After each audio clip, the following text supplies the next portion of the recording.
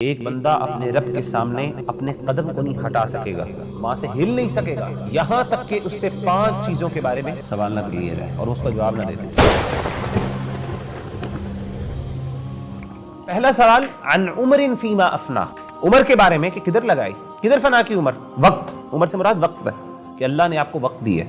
ہم سمجھتے ہیں کہ شاید ان چیزوں کے بارے میں سوال نہیں ہوگا، خدا کی قسم ایک پانی کا جو آپ گھونٹ پی رہے ہیں نا اور آپ کو اس سے راحت اور خوشی اور اطمینان مل رہی ہے، قیامت کے دن اللہ نے اس کے بارے میں بھی آپ سے سوال کرنا ہے۔ ثم لتسألن یومئذ عن النعیم، قیامت کے دن پھر تم سے جو اللہ نے نعمتیں دی ہیں اس کے بارے میں سوال ہوگا۔ اللہ کے رسول صلی اللہ علیہ وآلہ وسلم ایک دفعہ نکلے، حضرت ابوبکر بھی تھے ساتھ، حضرت عمر بھی تھے، آپ کے صحابہ تھے، ان کے پاس کھانے کے لیے کچھ نہیں تھا، پیٹ میں درد ہو رہی تھی بھوک سے۔ آپ ایک صحابی کے پاس گئے، وہاں پہ جا کے صحابی نے آپ صلی اللہ علیہ وآلہ وسلم کو پیش کیا، کچھ کھجوریں پیش کی، ساتھ پانی پیش کیا آپ کو۔ حضرت عمر بن خطاب کہتے ہیں کہ ہم نے وہ جب پانی پیا تو آپ صلی اللہ علیہ وآلہ وسلم نے فرمایا کہ قیامت کے دن یہ تم جو پانی پی رہے ہو، قیامت کے دن اس پانی کے بارے میں تم سے سوال ہوگا۔ تو حضرت عمر بن خطاب تھے، کہتے ہیں اس کے بارے میں بھی سوال ہوگا۔ تو اللہ کے رسول نے کہا اس کے بارے میں بھی سوال ہوگا۔ ثم لتسألن یومئذ عن النعیم، پھر آپ نے یہ آیت پڑھی۔ وقت اور عمر جو ہمیں اللہ نے دی ہے، کئی لوگوں کو عمر نہیں ملی، اگر آپ کو اللہ نے مہلت دی ہے، آپ پر اللہ کا زیادہ احسان ہے۔ اگر اللہ نے آپ کو 50 سال کی زندگی دی ہے، اس کی نسبت جس کو اللہ نے 30 سال کی زندگی دی ہے،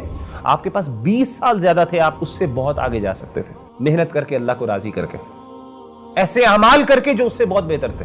ایک ایک نعمت کے بارے میں، جس بندے کو اللہ نے انٹیلیجنس دی ہے، اس سے اس کی انٹیلیجنس کے بارے میں سوال ہوگا کہ تمہیں وہ میں نے انٹیلیجنس دی تھی جو اس کو نہیں دی تھی، تم بتاؤ اس کے ساتھ کیا کیا۔ اور دوسری چیز آپ صلی اللہ علیہ وسلم نے فرمایا کہ جن لوگوں کو اللہ نے جوانی کی عمر دی ہے، شباب کے بارے میں اسپیسیفکلی اللہ کے رسول صلی اللہ علیہ وسلم نے فرمایا کہ اللہ تعالیٰ سوال پوچھیں گے کہ تمہیں جوانی بھی دی تھی، تمہارے پاس وہ قوتیں تھیں، تمہارے پاس وہ طاقتیں تھیں۔ جب انسان نوجوان ہوتا ہے، انسان کے پاس وقت بھی ہوتا ہے اور انسان کے پاس ہمتیں بھی ہوتی ہیں، حوصلہ بھی ہوتا ہے، دنیا کو فیس کرنے کے لیے ایسپریشنز بھی بہت زیادہ ہوتی ہیں۔ اللہ کہتے ہیں یہ آسمان و زمین اے انسان تمہارے لیے بنائی ہے۔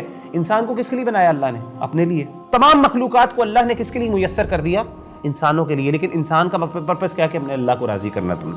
وما خلقت الجن والانس الا ليعبدون، اور میں نے جنوں اور انسانوں کو اسی لیے پیدا کیا ہے کہ وہ میری عبادت کریں۔